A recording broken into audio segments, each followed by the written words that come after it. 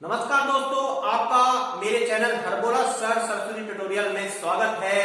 दोस्तों, हमने अपने पिछले वीडियो में इतिहास के अंक में मौर्य काल को खत्म किया। मौर्य काल का सिलेबस के अकॉर्डिंग हमने उसको जो है मौर्य काल आपको बतलाया। तो अब मौर्य काल के बाद जो है आपके सिलेबस के अनुसार कुषाण वंश आता है। तो कुषाण वंश जानना आपके लिए बहुत जरूरी है।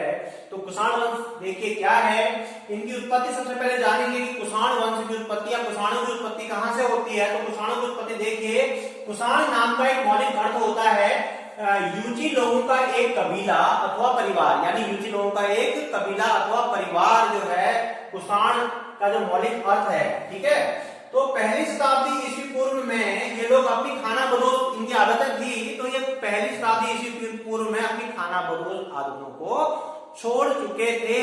और यहाँ पे आपको ये जानना बहुत जरूरी है कि ये 5 वर्गों में बटे थे। तो कितने तो वर्गों में बटे थे ये लोग? 5 वर्गों में ये लोग बटे थे। तो उनमें से जो था विभाजन के बाद 5 वर्गों में से क्या होता है कि एक वर्ग का जो राजा था वह राजा कुजुल कटफिसस था। कौन राजा था? यहाँ पे जानिए, एक वर्ग का राजा था कुजुल कटफिसस। और इसने क्या किया, बाकी के जो 4 वर्ग थे उन वर्गों पर अपना अधिकार जमा लिया। तो होता ही है दोस्तों कि जब 5 वर्ग हैं तो उनमें से एक वर्ग जो होगा प्रभुत्वशाली वर्ग होगा, और उस प्रभुत्वशाली वर्ग का जो राजा था वो कुजुल कटफिसस था, और उसने अन्य 4 वर्गों में अपनी प्रभुसत्ता को जमा लिया था। तो कुजुल के बाद उसका उत्तराधिकारी विम कटफिसस हुआ। कुजुल कटफिसस के बाद उसका जो उत्तराधिकारी था वह विम कटफिसस था। और ये जो विम कटफिसस था इसके बारे में जानिए, ये पाशुपत का समर्थक था। ये पाशुपत संप्रदाय का समर्थक था और शिव का भक्त था। इसने सोने के व तांबे के सिक्कों में शिव को अंकित करवाया। इससे पता चल जाता है कि यह शिव का भक्त था, क्योंकि इसने सोने और चांदी के जो सिक्के थे उसमें शिव की प्रतिमा को अंकित करवाया। इसका साम्राज्य संपन्न था, क्योंकि चांदी व सोने की सिक्कों की बहुलता थी। यानी इसके साम्राज्य की संपन्नता के बारे में हमको, क्योंकि चांदी और सोने के सिक्के ज्यादा मात्रा में मिले हैं इनके शासन काल के, तो पता चलता है कि यह जो है साम्राज्य कुछ संपन्न था।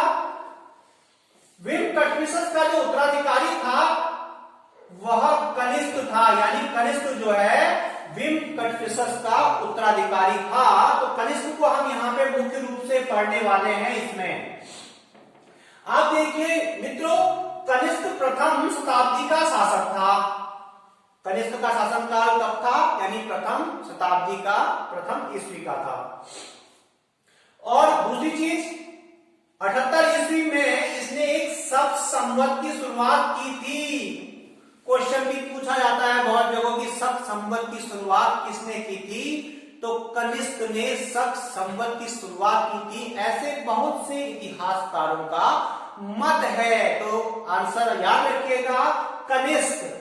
अभिलेखों से ज्ञात होता है कि उसका अधिकार उत्तर प्रदेश, पंजाब, उत्तर पश्चिम सीमांत प्रांत, यानी उसका जो अधिकार था उत्तर प्रदेश यूपी हो गया, पंजाब है, और उत्तर पश्चिम का जो सीमांत प्रांत है तथा सिंध का जो बहावलपुर का क्षेत्र था वह इसके कब्जे में था, इसके क्षेत्र में आता था।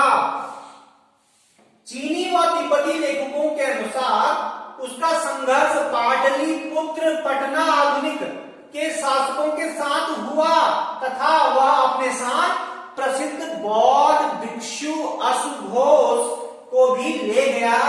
अशुघोष के बारे में हम आपको बता दें, अशुघोष की जो महान रचना थी बुद्ध चरित्र थी। उसने बुद्ध के चरित्र के बारे में या भगवान गौतम बुद्ध के बारे में लिखा था। कनिष्क ने अपने राज्य पर यानी पुरुषपुर और पेशावर से, वह अपने राज्य का शासन कहां से करता था? पेशावर से करता था, पुरुषपुर से करता था। ठीक है, जीवन के अंत में वह बौद्ध संघ का सक्रिय संरक्षक बन गया, क्योंकि कनिष्क जो थे आप ये कुषाण शैव यानी शिव के पुजारी थे, शिव के संरक्षक थे। लेकिन क्या होता है कि कनिष्क अपने जीवन के अंत में बौद्ध संघ का क्या बन गया? सक्रिय संरक्षक बन गया।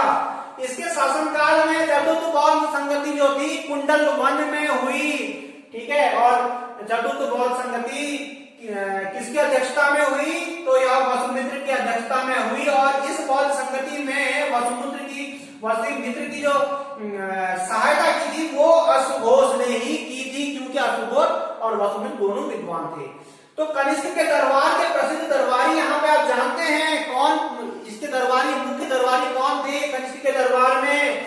तो बौद्ध विद्वान जो थे उनके दरबार में अश्वघोष, वसुमित्र, नागार्जुन और पार्श्व नाम के जो थे प्रसिद्ध दरबारी इनके दरबार में रहते थे। और एक बात आपको बता दें, आयुर्वेद के जो प्रसिद्ध विद्वान थे या वैद्य थे वो चरक, वो भी इनके दरबारी वैद्य थे। चरक के बारे में आप जानते हैं, आपको बता दें चरक संहिता चरक ने लिखी थी आयुर्वेद के क्षेत्र में, जो काफी प्रसिद्ध थी। अब देखते हैं कनिष्क के बाद उसके कौन से उत्तराधिकारी हुए। कनिष्क के बाद वशिष्ठ आते हैं, उनके अधिकारी में उनका जिसका नाम आता है कनिष्क के बाद वशिष्ठ।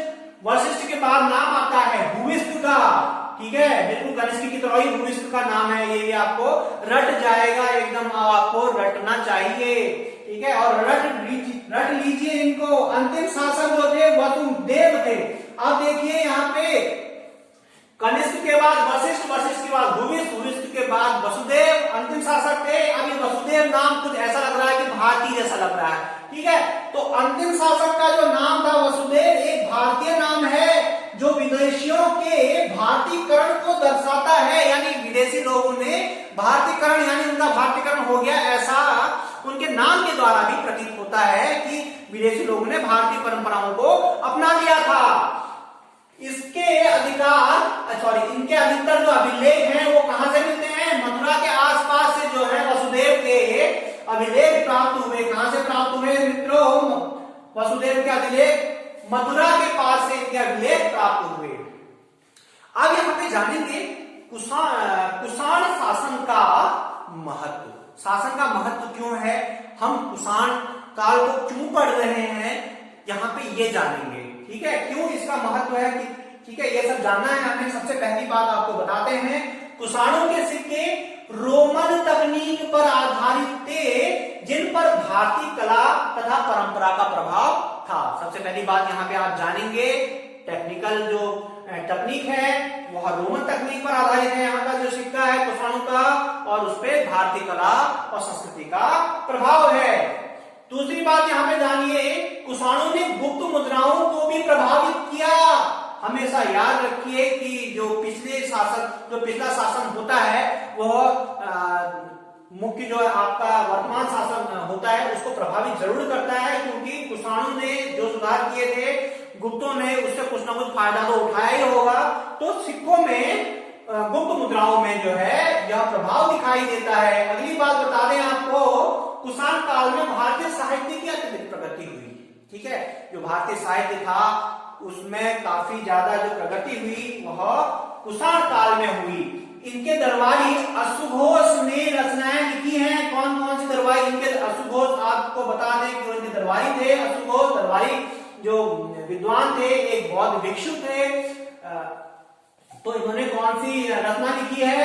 बुद्ध चरित्र, सौंदरानंद, बुद्ध चरित्र, सौंदरानंद, सरिपुत्र प्रकरण, याद कर लीजिए एकदम। बुद्ध अश्वघोष की रचनाएं बुद्ध चरित्र, सौंदरानंद व सरिपुत्र प्रकरण। अब कुषाण के काल में क्या हुआ? देखो, महायान का विकास हुआ, यानी ये बौद्ध धर्म का एक क्या है, वर्ग है, अलग हिस्सा है उसका। तो देखिए, शिव के विभिन्न संप्रदायों का इसके समय में विकास हुआ है। कार्तिकेय तथा कृष्ण की पूजा प्रारंभ हुई इस समय। इस काल में कश्यप मातंग द्वारा चीन में बौद्ध धर्म का प्रचलन प्रारंभ किया गया। तो किसने किया? कश्यप मातंग द्वारा चीन में बौद्ध धर्म का प्रचलन प्रारंभ हुआ इस काल में। कुषाणों ने बाहर के देशों, खासकर रोम के साथ व्यापारिक संबंध कायम किए, यानी रोम ने कुषाणों को व्यापार करने की फैसिलिटी दी। क्यों ऐसा था? क्योंकि जो रोमन सम्राट थे उनका पार्थियंस के साथ अच्छे संबंध नहीं थे, या किसी के साथ तो उन्होंने अच्छे संबंध बनाने ही हैं। तो वो संबंध उन्होंने किसके साथ बनाए? वो संबंध उन्होंने कुषाणों के साथ बनाए मित्रों। और जो उनका व्यापार था वो कुषाणों की ओर झुका हुआ था। अगला देखिए, कनिष्क के शासनकाल में बौद्ध संप्रदाय दो वर्गों में बंट गया, एक हीनयान तथा दूसरा महायान था। महायानों को इन्होंने अपने राज्य में प्रश्रय दिया, यानी हीनयान को ना देकर इन्होंने क्या किया, महायान शाखा को अपने राज्य में उसका उन्होंने संरक्षण प्रदान किया। इन्होंने गांधार कला को प्रोत्साहित किया। दूसरी बात यहाँ पे देखिए, कौन सी कला को उन्होंने प्रोत्साहित किया, गांधार कला को इन्होंने प्रोत्साहित किया। कनिष्क का बौद्ध स्थापत्य कला को सबसे बड़ा योगदान, याद रखिएगा, पेशावर का बौद्ध स्तूप, यानी पेशावर में क्या था, बौद्ध स्तूप जो था, कनिष्क ने यहाँ पे उसको बनाने में बड़ा ही योगदान दिया। तो मित्रों, यहाँ पे आज हमने कुषाण बिल्कुल खत्म कर लिया है। कुषाण इससे ज्यादा एग्जाम में पूछा नहीं जाएगा, ये ध्यान बिल्कुल बांध दीजिए। बहुत सारे लोग क्या करते हैं, कुषाण जैसी चीज को बिल्कुल स्किप कर देते हैं, कुषाण को छोड़ देते हैं, आगे बढ़ जाते हैं, गुप्त काल में पहुंच जाते हैं। तो आपको कुषाण को नहीं छोड़ना है, कुषाण के बारे में भी जानना है। तो मित्रों, यहीं पे मैं आज का वीडियो खत्म करता हूं। धन्यवाद।